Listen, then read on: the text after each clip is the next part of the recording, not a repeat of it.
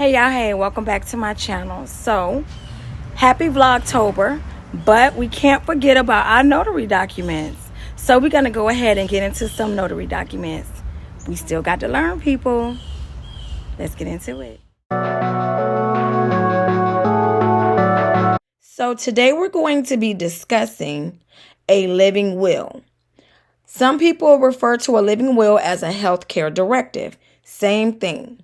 This form basically allows a person, which is the principal, to create end-of-life treatment preferences. So basically what they want specifically at the end of their life. So it's not what somebody else prefers. They're saying it right now while they're still healthy. And when a person completes this document, as the notary, you need to make sure they understand what they are signing.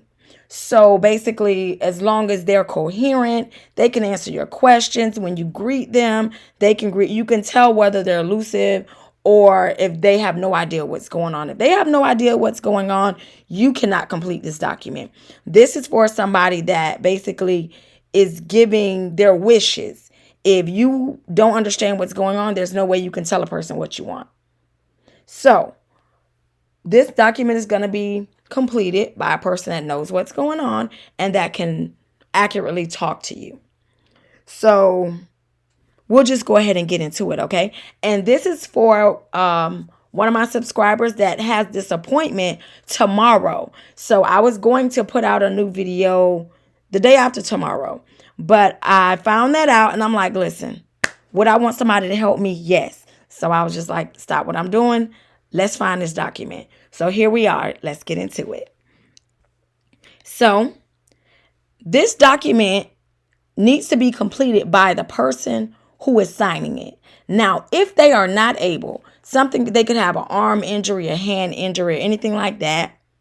Or right now, they're not good at writing. You never know what their ailment is.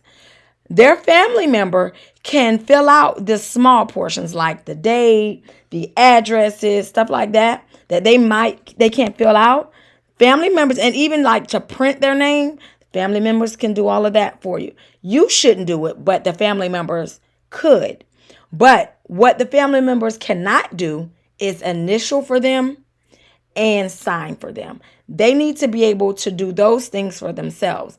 And that's how they are saying, yes, this is what I want in life. Okay.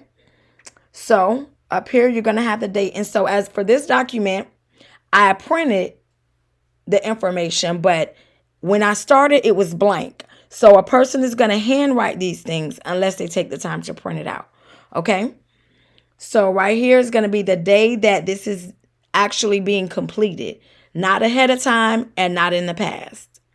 You're going to come here and the person who is the principal, the person who who living will this is, their name is going to go here and their address and the last four of their social security number will go there. And that's basically just letting the person know that, hey, this is me. So you'll come down and this is about like life support and what this person deems to be unacceptable quality of life.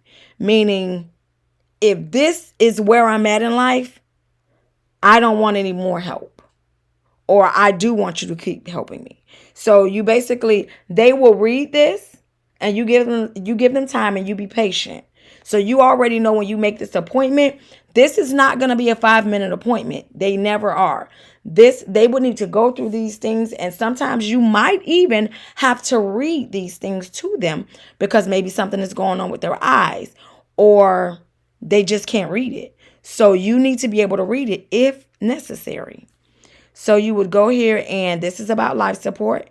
And so whatever they agree with, they would check it and they would initial. And then you'll come down here and then you would initial and check one of these. So it's basically just saying that if they have whatever the quality of life that's above, I still wish to be treated with food and water or IVs. Or if I have the quality of life above, I do not wish to have these things provided for me.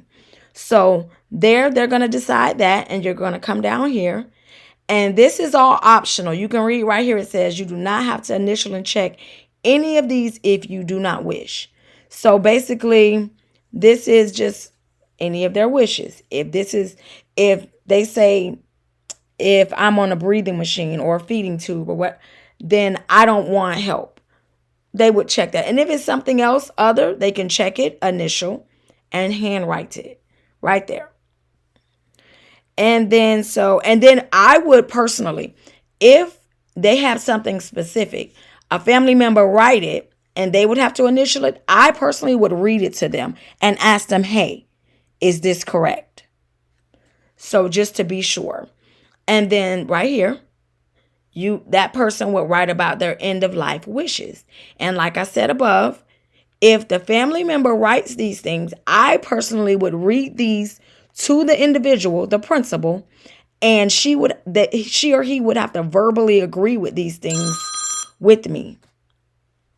I'm sorry, I have a alarm. So either way, you would go ahead and they would say what they want. You would read it, and that would be sufficient.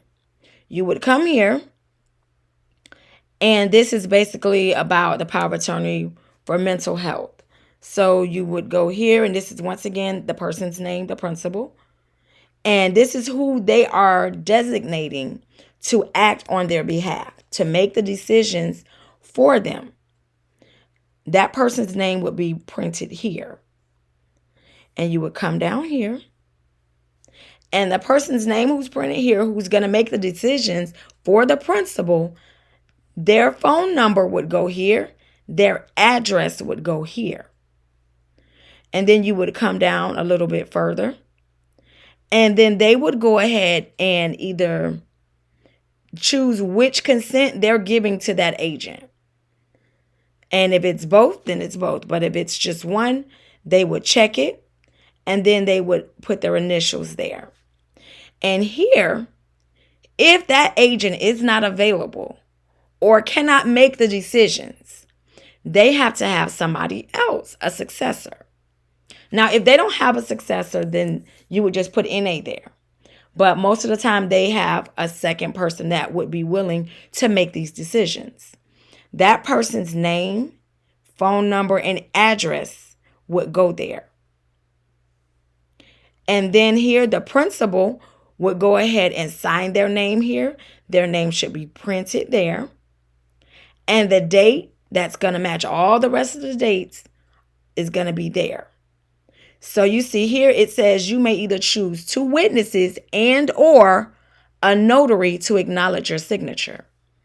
So it says and or. I personally would tell them they need 2 witnesses, period.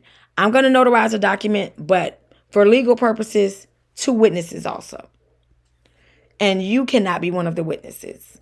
So the witness signature would go here, and their printed name, phone number, and address would go on the lines underneath. You would go down, and this would be the actual notarial part here. So all the rest of that, you're basically making sure everybody identification is the same as that's on this document, and basically the person that's a principal is filling out this document. Once everybody do their part, then it's your time. Now you're going to fill out your notarial acknowledgement. So the state and the county would go here. Once again, the same date that's all over this document. And then you would print the principal's name. And you see they have the title here, principal. You would put their name here, and it says whose name is signed above. And then here we go once again with the same date. And as the notary, you're going to sign your name, print your name, and write the day your commission expires. And remember, if you don't remember that date, it's always on top of your stamp printed. So you can just take a quick sneak peek and look at it and then go ahead and write it right here. And then we're going to go ahead and stamp this. So that's the last thing that's going to happen is your stamp. And then I would give the advice to the family to go ahead and take pictures of the document and email it to themselves, just to make sure they always have it, versus if it gets lost. Because I've actually had a family call me and ask me, did I have a copy of it? And I reminded them that I never take a copy of anyone's information. So that's pretty much the end of this document. It's not a hard document. Basically, the principal is going to initial their wishes.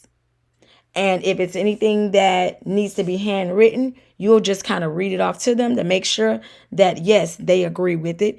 And the biggest thing is to make sure that they understand what they're signing. And that's the end of this document. Thank you so much. And you can look for another document in the next couple of days. Enjoy the rest of your day.